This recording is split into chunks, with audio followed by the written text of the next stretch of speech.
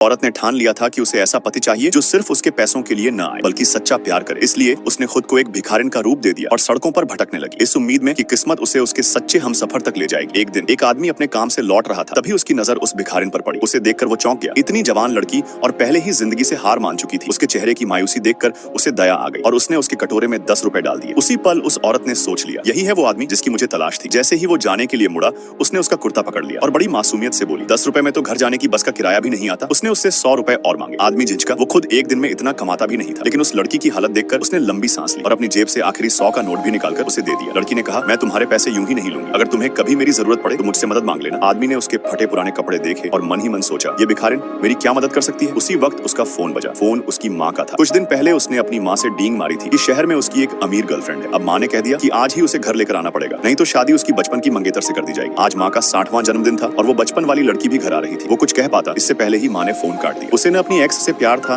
न ही कोई और रास्ता सूझ रहा था। तभी उसे उस भिखारिन की याद आई जिसने अभी अभी मदद का वादा किया था। बिना कुछ सोचे उसने उससे रिक्वेस्ट की, क्या तुम एक दिन के लिए मेरी गर्लफ्रेंड बनकर मेरी माँ से मिल सकती हो। हैरानी की बात यह थी कि वो बिना कोई सवाल किए तैयार हो गई, लेकिन उसने एक शर्त रखी, अगर मुझे तुम्हारी माँ से मिलना है तो मैं इन फटेहाल कपड़ों में तो नहीं जा सकती। तुम्हें मुझे एक ढंग का कपड़ा दिलाना होगा, वरना तुम्हारी माँ सब समझ जाएगी। आदमी ने उसकी बात सही मानी और भारी मन से मान गया। जब वो लड़की नए साफ सुथरे और एलिगेंट कपड़े पहनकर बाहर आई तो आदमी उसे देखकर दंग रह गया। सिर्फ कपड़े बदलने से कोई इतना खूबसूरत लग सकता है, उसने कभी सोचा भी नहीं था। वो अभी भी उसे देख ही रहा था कि शोरूम का सेल्समैन बोला, सर ये ड्रेस 8,888 रुपए की है। वो वहीं थम गया। इतनी महंगी ड्रेस, लेकिन फिर भी उसने अपने पास रखे हुए सारे सिक्के और पुराने नोट गिनकर देने की कोशिश की। उसे यूं तंगी में लड़खड़ाते देखकर लड़की हंस पड़ी और खुद अपना क्रेडिट कार्ड काउंटर पर रख दिया। आदमी ने हैरानी से पूछा, तुम क्यों पे कर रही हो। लड़की मुस्कुराई और बोली, असल में मैं सू कॉर्पोरेशन की सीईओ हूँ, अरबों की कंपनी। आदमी को एक शब्द पर भी यकीन नहीं हुआ। वो पैसे बचाने के लिए उसे टैक्सी की जगह ट्रैक्टर पर बैठाकर गांव ले गया। रास्ते भर वो उसे समझाता रहा, अगर माँ कुछ पूछे तो बोलना कि तुम एक सक्सेसफुल सीईओ हो जो हर साल 10,000 से ज्यादा कमाती हो, और हाँ, तुमको सुअर काटना और भेड़ मारना भी आता है, क्योंकि माँ को ऐसे हुनर वाले रिश्ते बहुत पसंद है। उसने तो उसे एक फर्जी शादी का सर्टिफिकेट तक पकड़ाया ताकि कहानी और असली लगे। जब वो अपने गांव पहुंचे तो उसकी माँ ने उन्हें देखकर खुशी से झूम उठी। तभी उसकी चालाक एक्स भी वहां आ धमकी। उसने आते ही माँ को 50,000 रुपए का तोहफा दिया और एक लग्जरी कार की चाबी थमा दी। ये गाड़ी अब आपके सब्जी लाने के काम आएगी, उसने मीठे अंदाज में कहा। फिर उसने मुस्कुराकर कहा, वैसे भी हम तो जल्द ही एक ही परिवार के हिस्से बन जाएंगे। लेकिन तभी उसकी नजर उस दूसरी लड़की पर पड़ी। माँ ने जल्दी से समझाया, ये मेरे बेटे की गर्लफ्रेंड है, शहर की एक बड़ी सीईओ। एक्स ने नजाकत से हंसते हुए ताना मारा, मैंने तो शहर की किसी यंग सीईओ का नाम कभी नहीं सुना। मैंने तो झेंघाई के हर बड़े कॉन्फ्रेंस में हिस्सा लिया है, लेकिन कभी इस लड़की को नहीं देखा। लड़की ने बड़ी शांति से जवाब दिया, मैं खुद रेयरली किसी कॉन्फ्रेंस में जाती हूँ, मेरे लोग सब संभालते हैं। तभी अचानक चेन यांग ग्रुप की एक टीम वहां आ गई। उन्होंने ऐलान किया कि उन्होंने